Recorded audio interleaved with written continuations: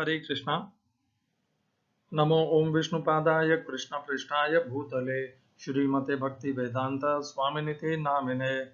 आचार्य महात्मा गांधी जी की जय।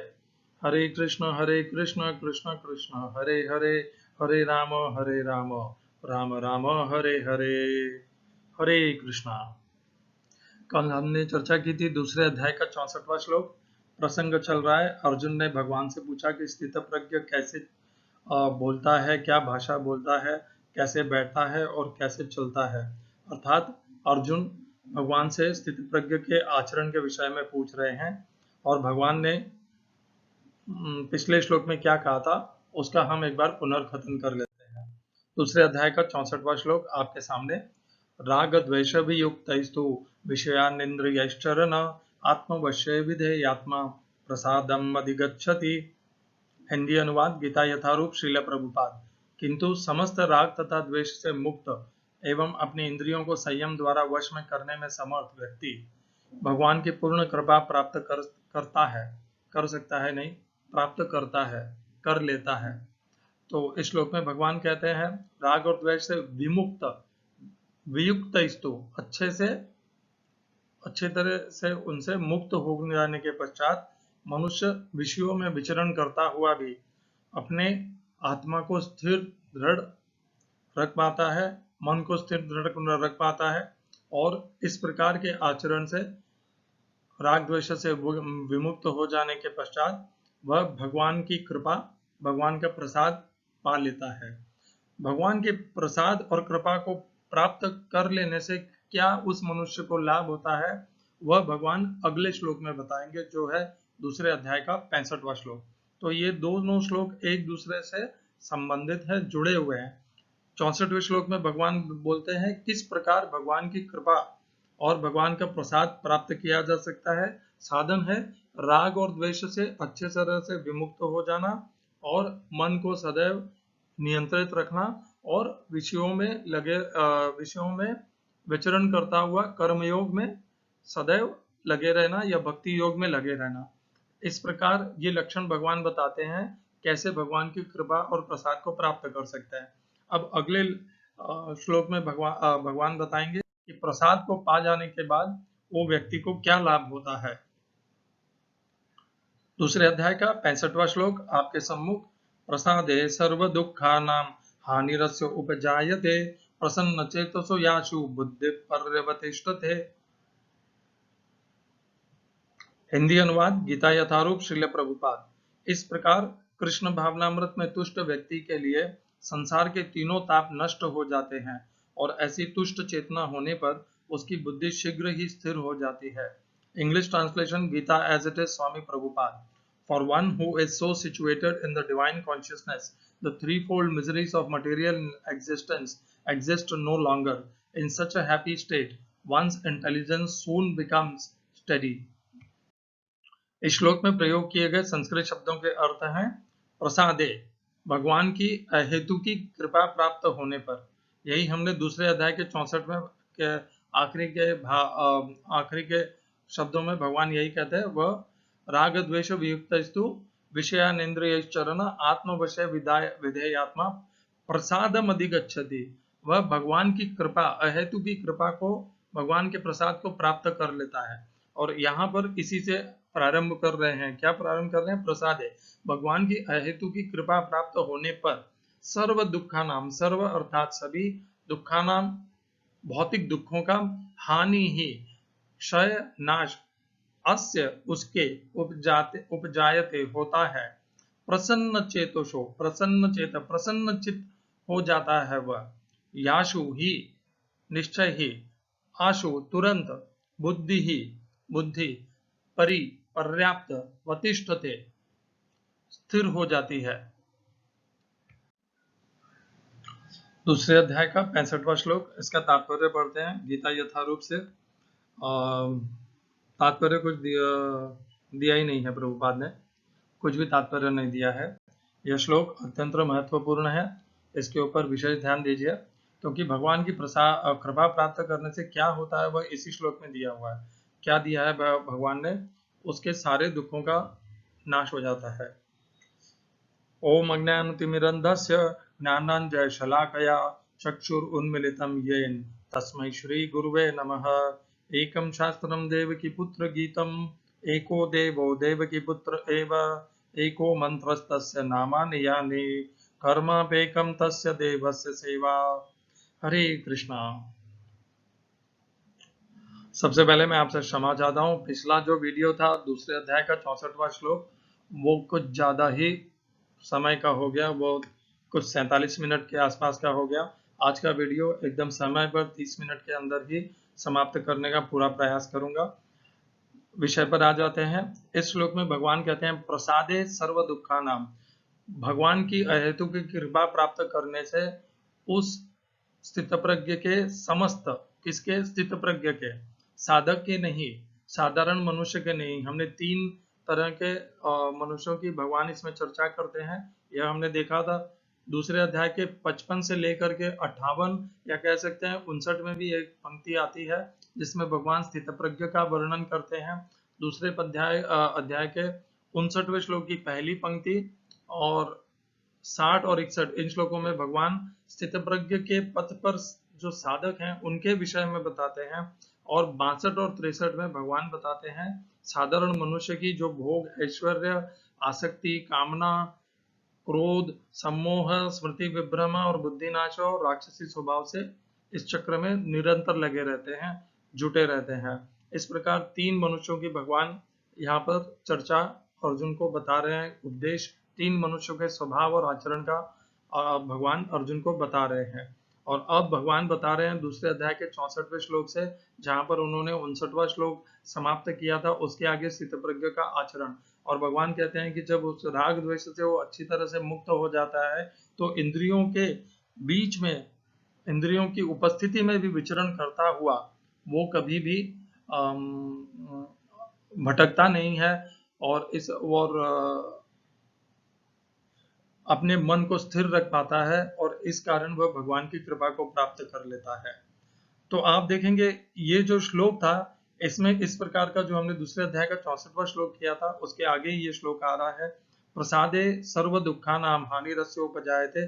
उसके सारे दुख, हानि ही, उनके दुखों का नाश हो जाता है। बताइए दुखों का नाश कैसे हो जाता है? क्या भगवान जिस प्रकार हम लोग समझते हैं भौतिक संसार में हम देखते हैं बहुत से देवी देवताओं की लोग उपासना करते हैं। कोई साईं बाबा की उपासना करता है कि साईं बाबा उनके कष्ट हर लेगा। कोई गणपति जी की पूजा करते हैं कि वो विघ्न हरता है, वो विघ्न हर लेंगे। और कोई शिव जी की पूजा करते हैं कि शिव जी उनका वो कर लेंगे। कोई हनुमान जी की पूजा करते हैं कि हनुमान जी भूत पिशाच और संकटों से उनका संकट मोचन मारुति नंदन है। ऐसा कुछ नहीं है, ये सब भ्रम है। कर्म के जो फल हैं, कर्म के जो बंधन है, इस संसार में कोई देवी देवता, कोई मंत्र तंत्र कुछ भी उसे काट नहीं सकता। जो कर्म के बंधन बन गए हैं वो अकाट्य हैं।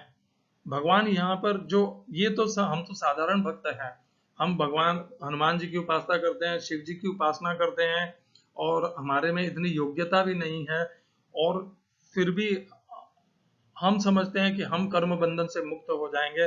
और यहाँ पर भगवान उस स्थितप्रज्ञ क्या बता रहे हैं, स्थितप्रज्ञ का क्या बताते हैं? भगवान ये नहीं कहते कि उसके सारे भौतिक दुखों का नाश हो जाएगा। भगवान ये कहना चाह रहे हैं कि वो व्यक्ति, चूंकि वो स्थितप्रज्ञ है, वह जो भी इस संसार में सुख आए दुख आए वह उनसे प्रभावित ही नहीं होगा। संसार का जो चरित्र है, संसार का अपना एक चरित्र है। भगवान कहते हैं इस गीता में दुखालयम शाश्वतम, 8वें अध्याय में आता है, माम उपेत्य पुनर्जन्म दुखालयम शाश्वतम। भगवान कहते हैं मुझे प्राप्त करने के बाद पुनः इस दुखालय में शाश्वतम मृत्यु लोक में वह पुनः जन्म नहीं लेता। और यहाँ पर भगवान कह रहे हैं, वही बात कह रहे हैं। तो क्या भगवान की कृपा से संसार के दुखों की आना और जाना बंद हो जाएगा? ऐसा कुछ नहीं होगा। स्वयं पूर्ण पुरुषोत्तम भगवान भी वो नहीं करते कि उसके आने जाने वाले दुखों से उसका छुटकारा दे दे, क्योंकि कर्मों के बंधन है वो तो काटने ही है, उनको काट करके ही उनसे पार किया जा सकता है। भगवान उसे क्या कहते हैं? भगवान उसे वो मन देते हैं, वो बुद्धि देते हैं जिससे कितने भी दुख आ जाए, संकट आ जाए, वो उनमें स्थिर रहता है। तो इस प्रकार उसके दुखों का नाश होता है, क्योंकि सुख और दुख क्या है, वो केवल हमारी मन की कल्पना है। मुझे अगर 100 रुपए मिल गए तो मुझे सुख लगने लगता है, और 100 रुपए मेरे चले गए तो मुझे दुख लगने लगता है। वास्तव में कुछ आया और कुछ गया है, कुछ नहीं हुआ है। केवल मन की एक कल्पना है, मन की एक धारणा है, मन की एक स्थिति है। मन एक परिस्थिति को सुख मानता है, दूसरे को दुख मानता है, और कुछ नहीं है ये। अपने मन को नियंत्रित कर लीजिए, सारे दुख और सब नाश हो जाएंगे। ये शिव जी को क्या कहते हैं, वो दूध कटोरा भर के दूध डालना, सांप को दूध पिलाना, साईं बाबा की चढ़ावा चढ़ाना, और ये सब क्रियाएं को बंद कर दीजिए, बुद्धिमान बनेंगे। गीता का आश्रय लीजिए। क्या कहते हैं भगवान, बड़ा स्पष्ट कहते हैं, प्रसादे सर्व दुखानाम हानि रस्य उपजायते। भगवान की कृपा होने से वो स्थित प्रज्ञ है, वो पुरुष, उसकी बुद्धि स्थिर है। पहले श्लोक में ही कह दिया भगवान ने, राग द्वेष युक्त, न उसे सुख की प्राप्ति होने से उसमें राग आता है, न उसे दुख की प्राप्ति होने से द्वेष उत्पन्न होता है, और इसी कारण से उसे वह प्रभावित नहीं होता, वह विचलित नहीं होता, और वो दुख और सुख उसके ऊपर कोई प्रभाव नहीं कर पाते। इसीलिए हानि रस्य उपजायते, उनके सुख उसके दुखों का नाश हो जाता है। और जब दुखों का नाश हो जाता है तो क्या बचता है, वो परम आनंद, परम सुख, पूर्ण पुरुषोत्तम भगवान श्री कृष्ण की नित्य अनुभूति, नित्य भक्ति, नित्य सेवा, नित्य उनके साथ संबंध, योग। किसके साथ, योगेश्वर भगवान श्री कृष्ण के साथ। जब ऐसा योग होगा भगवान के साथ, परम आनंद, परम शांति होगी, तो क्या होगा, वो सदैव चित्त प्रसन्न रहेगा, क्योंकि उसे ना तो कुछ पाना है, ना उसे कुछ खोने का भय है। ना तो खोने का भय है, ना पाने का कोई इच्छा है। तो वो मुक्त हो गया, मुक्त होने से उसका चित्त सदैव प्रसन्न रहता है।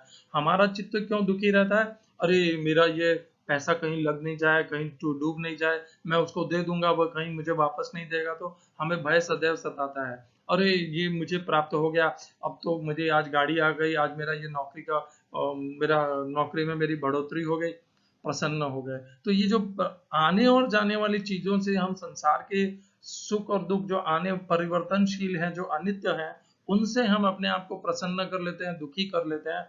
वो मनुष्य स्थित प्रज्ञ इनके उपरांत हो जाता है, उनके परे चले जाता है। तो संसार के जो दुख हैं, संसार के जो सुख हैं, ये उसे प्रभावित ही नहीं कर पाते। वो नित्य सुख, नित्य परम आनंद, भगवान की नित्य अवस्था, पूर्ण शुद्ध सत्व में स्थित हो जाता है।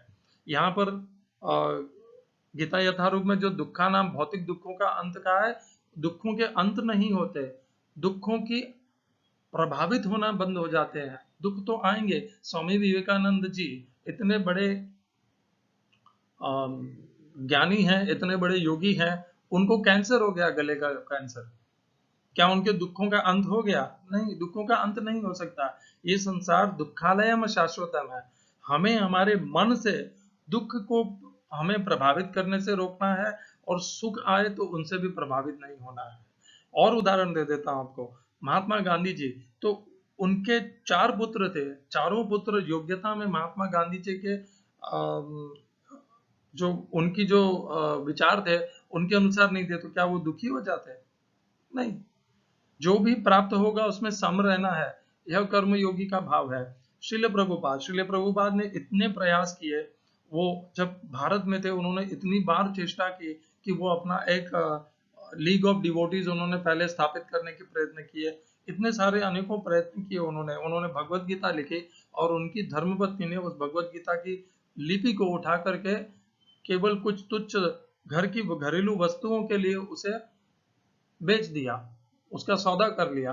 तो इस प्रकार के दुख आने रहते हैं, और वो क्या चले उनके प्रति हम तो प्रभावित हो जाते हैं उनसे, परंतु स्वामी प्रभुपाद उनसे प्रभावित नहीं हुए। उन्होंने बस ये समझा कि ये मेरे लिए सही नहीं है, और उन्होंने संन्यास ले लिया, घर को त्याग दिया, कि मैं जिस माहौल में हूँ वहां से मैं जो करना चाहता हूँ, कृष्ण भक्ति का प्रचार करना चाहता हूँ, वो संभव नहीं है। तो उन्होंने अपनी पत्नी से, अपने परिवार से कुछ नहीं कहा। तो इसका अर्थ ही यही है कि वो अपने दुखों के परे हो गए।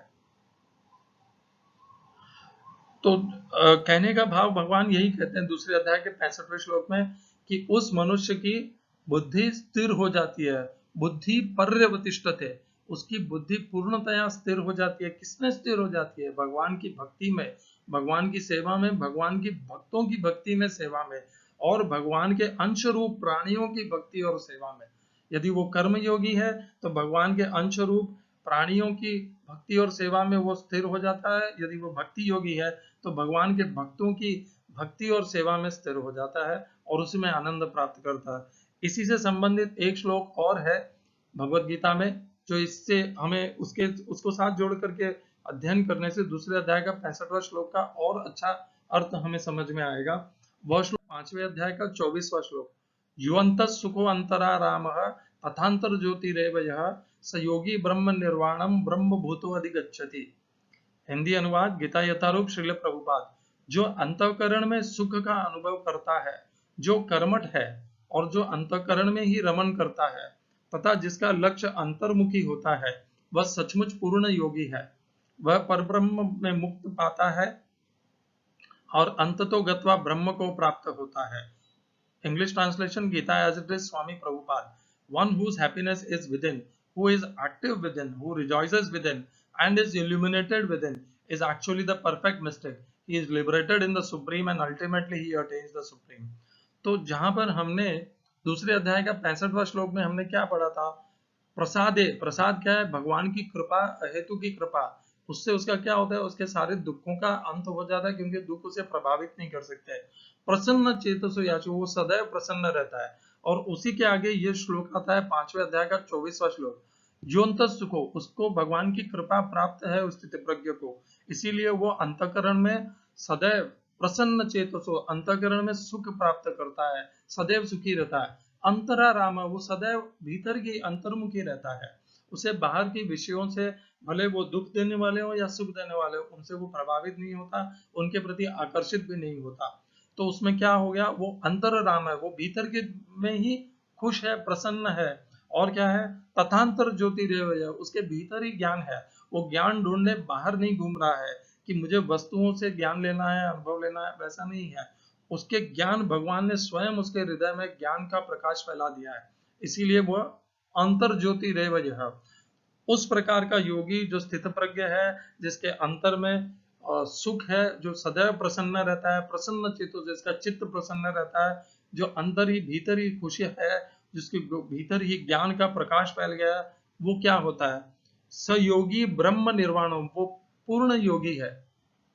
वो स्थित प्रज्ञ पूर्ण योगी है, वो भगवान में मुक्ति पाता है, ब्रह्म निर्वाणम, पर ब्रह्म परमात्मा में निर्वाण पाता है, ब्रह्म भूतो अधिगच्छति, वो परब्रह्म को ही अधिगच्छति अर्थात प्राप्त करता है।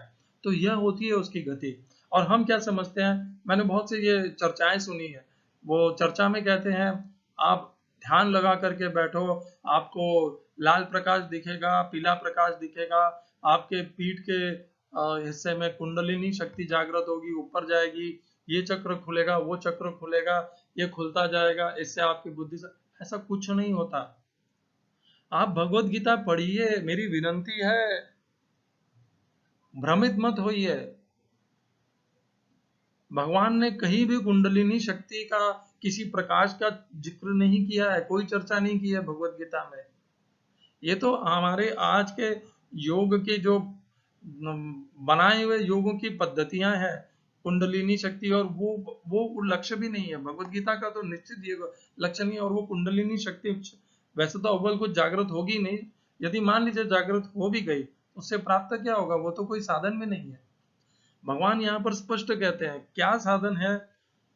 राग और द्वेष, विषयों के प्रति जो इंद्रियों का राग और द्वेष है, उनसे इंद्रियों को मुक्त कराना है, इंद्रियों को वहां से छुड़वाना है, उनको नियंत्रित करना है। इंद्रियों को नियंत्रित करके उन्हीं इंद्रियों को भगवान की कर्मयोग में लगा करके भगवान के अंशरूप प्राणियों की सेवा में लगाना है, या भक्ति के मार्ग में चल करके भगवान की भक्ति सेवा या भगवान के भक्तों की भक्ति सेवा में लगाना है। ये साधन है। भगवान ने ऐसे कोई साधन नहीं बताए हैं कि आप बैठिए, ध्यान करिए, आपको लाल पीला नीला काला पल्ला प्रकाश दिखेगा, आपके अंदर कुंडलिनी शक्ति जागृत होगी और तब जाकर के आप ब्रह्म निर्वाण को प्राप्त होंगे। ऐसा कुछ भी नहीं है। जागिए, जागते रहो, यहाँ पर इस संसार में मूर्ख बनने वालों के लिए मूर्ख बनाने वाले हजार हैं। आप भगवत गीता का आश्रय लेंगे नहीं, उसे ले भी लेंगे तो उसे अच्छे से समझने का प्रयत्न नहीं करेंगे, किसी गुरु संस्था के अधीन होकर के, आश्रित होकर के वो जो कहेगा सुनते जाएंगे। ऐसा नहीं होता भगवत गीता का अध्ययन। भगवत गीता का अध्ययन करने वाला विद्यार्थी गीता के प्रति समर्पित होता है, गीता में जो कहे हैं उसे वो परम सत्य मानता है, क्योंकि वह पूर्ण पुरुषोत्तम भगवान श्री कृष्ण की वाणी है। हमने इस श्लोक को दूसरे अध्याय के 65वें श्लोक से जोड़ करके क्या जाना कि जो भीतर ही उसके आनंद है, प्रसन्न चेतसो याचो, उसकी बुद्धि भी स्थिर रहती है, उसके अंदर बुद्धि में प्रकाश रहता है, वो किसी बात से मोहित नहीं होता, वो अंदर ही सुख का अनुभव करता है, उसे बाहर के विषयों से कोई लेना देना नहीं है। तब जाकर के वो भगवान को, परब्रह्म को प्राप्त होता है और वो उन्हीं में स्थिर हो जाता है। यह है दूसरे अध्याय का 65वां श्लोक, जिसको हमने 5वें अध्याय के श्लोक से जोड़ करके उसको अच्छे से समझा। आपसे भी विनती है, पुनः एक बार कह रहा हूं, अनेकों योग साधनाओं में मत जाइए। योग भगवान ने भगवत गीता में बताया है क्या योग है, क्या उसके साधन है, उनको अपनाइए। आपको प्राप्त करना है भगवान की भक्ति, मुक्ति, ब्रह्म निर्वाणम, तो उसके साधन भी भगवत गीता में दिए हैं भगवान ने। योगेश्वर श्री कृष्ण है, योग के ईश्वर है, योग को उनसे ज्यादा और बेहतर कौन जानता है? कोई नहीं। तो फिर उन्होंने योग के सारे प्रकार, साधन, सब कुछ यहाँ पे बताए हैं भगवत गीता में, उनका आधार लीजिए ना। शॉर्टकट ढूंढते हुए कुंडलिनी शक्ति, लाल पीला नीला बैंगनी प्रकाश के पीछे मत भागिए, ये सब मनगढ़ंत कहानियां हैं, और उनको प्राप्त कर लेने से भी आपका कुछ भी उपयोग लाभ नहीं होगा, क्योंकि मार्ग तो अलग ही है। मार्ग तो है इंद्रियों को विषयों से हटाना, इंद्रियों को नियंत्रित करना, मन को स्थिर करना, और इंद्रियों को, मन को भगवान की कर्मयोग के माध्यम से या भक्ति योग के माध्यम से भगवान के भक्तों की, भगवान के अंश रूप प्राणियों की सेवा में लगाना, ये मार्ग है, भगवत गीता में बताया है। आपसे विनती है इसे स्वीकार करें, और जो अज्ञान भरा हुआ है मन में, बुद्धि में, उसे हटा लें। भगवत गीता 2020 में आपके साथ जो चर्चा हो रही है उसे आप तभी स्वीकार कर पाएंगे जब आज तक आपने जो कुछ भी जाना है उसे एक बार आप अपने दिमाग से शून्य कर लीजिए।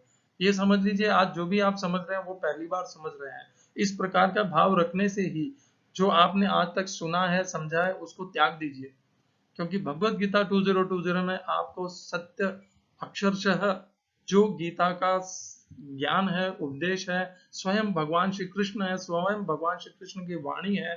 गीता और भगवान श्री कृष्ण में कोई अंतर नहीं है, वो आपको अक्षरशः वैसे ही दिए जाएंगे, क्योंकि यही सेवा है भगवत गीता 2020 की। हरे कृष्णा। श्रील एसी भक्ति वेदांत स्वामी प्रभुपाद की जय, आचार्य महात्मा गांधी जी की जय, गीता जी की जय, कर्मयोग की जय, भक्ति योग की जय। हरे कृष्णा।